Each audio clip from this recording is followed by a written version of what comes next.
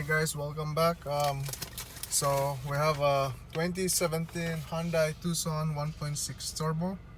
Customer complained multiple warning lights. So as we can see there's a BSD system check. We have our traction light, the ABS, the downhill assist, and the airbag light is on. So now I got my scanner here. Let's check and see what's going on this car. So I'm just gonna do a full system check and let's see what codes we have. Our full system check, we have a code for our ABS, the blind spot, which is our ABS one has a can time out, yaw rate, and amp G sensor. I don't know what's that. We're gonna check our service information about what's going on that one, and on our blind spot the same thing. Acceleration, brake pressure state not valid. So I'm gonna go check our service information, what code is this, and I'll let you know. So guys, so I read our service information. On this one I didn't notice that our airbag has no communication. So as you can see, there is no communication. And for this can time out yaw rate and G sensor, it's just basically saying that if the ABS module doesn't receive any signal from the G sensor or yaw rate, which is inside on our airbag module, I think, I'm not sure if it's 100 milliseconds. If it doesn't receive any signals from there, it will turn on the code, and that's why we have this.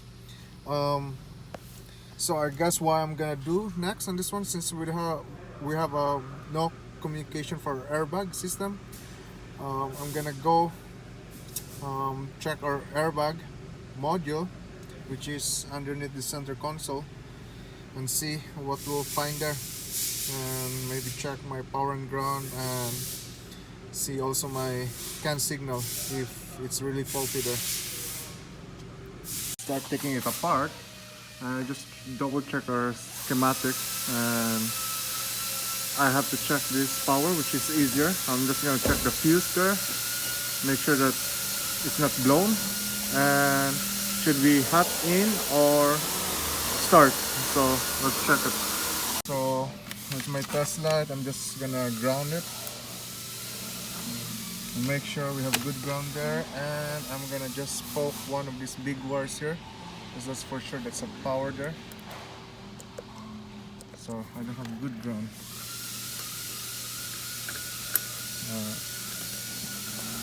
Where my good ground?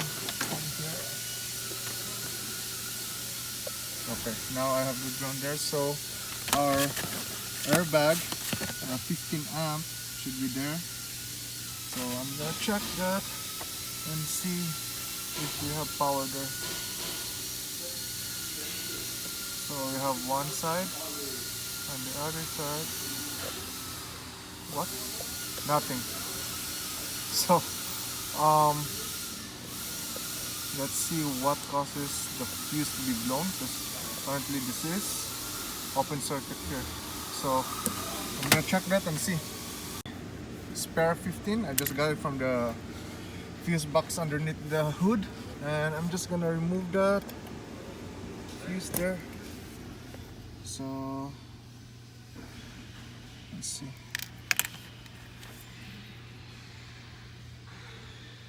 That's something open there. The fuse is open.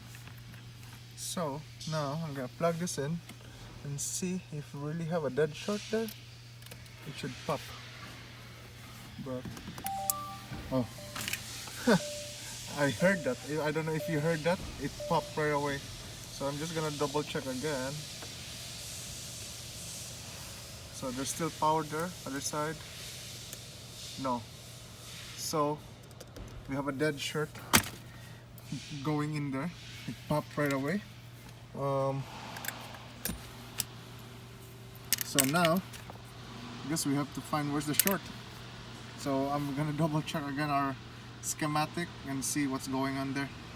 What I'm gonna do is I'm just gonna disconnect this IPE connector, and before I go into the underneath the floor console.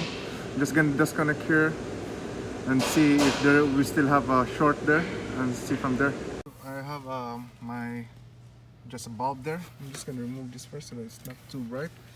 So I just connected one lead to my power supply power, and the other one, what do you call that? That's going to the module, right? So if I have a short, this thing will light up, right? So it's shorted to power. As you can see that I'm just using a bulb there. That's why our fuse keep blowing, because that should not have power there, right? PCC. So that IPE connector, I can't really take what do you call that, half this system, because when I remove that, everything shuts off. So it's at the back of the fuse box there.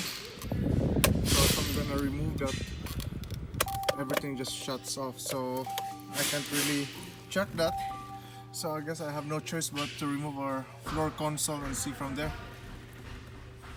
So guys, I remove our floor console, and that's our airbag module there. So the connector that we're concerned for our power is this connector on your left, and it should be pin number 1. Is there a pin number here? There's no pin numbering. Well, I guess this is the one here.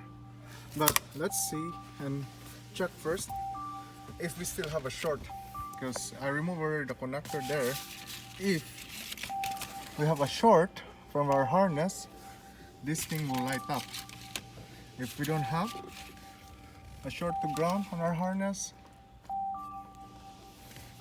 meaning our module is our problem. Oh, so as you can see there, let's unplug. It's not a module problem, and still we have short. So now there's a big problem, because that's a harness and still have short to our the power line, or short to ground. I have to see all these connections here. Where's the short? And I will let you know. So most likely we have no problem on our module, but on our power side here we have short to ground. So that should not light up if we have a module problem. Okay, I think I have to check and see this harness, if we will have a harness fault really. So what I did is, I'm just gonna do a resistance check on our power side wire going to our module, so to the harness. So on our smart junction box, as you can see there, once I plug it in, it's short to ground. But when I remove that big connector at the back, we don't have a short to ground. So it's either this module here, our smart junction box is shorting inside. I have to see that, or something is touching on that wire. So I already checked on that wires, and for that power side wire, there's the connector on our pin 16 here, this one. The only thing that's beside on each other there is 16, 17, and then this 20, 21, 22. So only thing that I can think, and we don't have really problem with our other modules or other components, because all of them are working, except we don't have a communication on our airbag module. So I guess I'm gonna try to remove that smart junction box and see what's going on that one. I tried to remove this and see, maybe what I can try to is remove that pin for that airbag power, feed power, and see if it really has a problem with the harness, but we already did the resistance check and we didn't see any, like, the resistance check is so sensitive. It should, if we have a problem with the harness, we should have a continuity there. So we don't have that. But when I remove the smart junction box in here, I don't see any pin problem.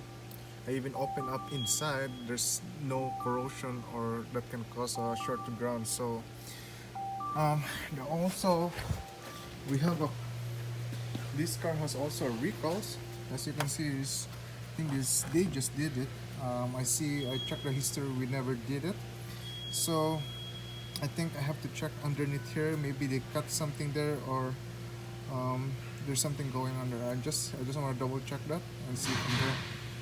So I just went for lunch and I made some thinking. So I went to our let me go back. So I just went to our power distribution here, and then I just went on our look for that smart junction box. So as you can see here, the airbag 15 amp is there, module 2, right? So I just want to check what's going on in here. Let me try again. So as you can see, this is our airbag 15 amp. I will get shared here. That's inside the smart junction box. This is where our fault here, the airbag module, and we have another power coming out from there. That's for our detection sensor for a passenger front. So just to quickly check, I just went straight and remove our detection sensor on the passenger front. So it's located underneath here. So I remove our connector. Oh man, well, that's the one there. I remove our connector, and now we don't have any problem now on our, because there's no light up, ignition on, right? So our short is there, so it's grounding our circuit, the whole thing. So what I can try now is I'm gonna put a fuse there and confirm or fix. It is not a fix, but confirm that it's coming from that circuit that's pulling down the whole thing. Let me find a 15 amp fuse.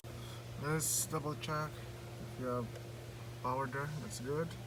The other side should have power. Okay. So now, clearly we have our problem there. That's our detection on the front, right front seat. So let's just double check that quick before I call that module.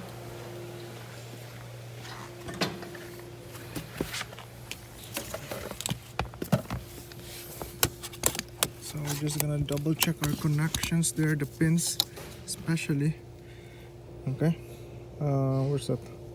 There you go. So far there's no signs of corrosion there.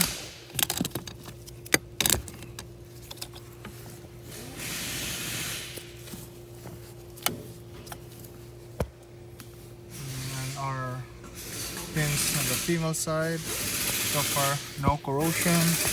So I think I'm confident that our problem is our pad system there. Or what's the component? Okay. That's shorting the whole airbag power side. So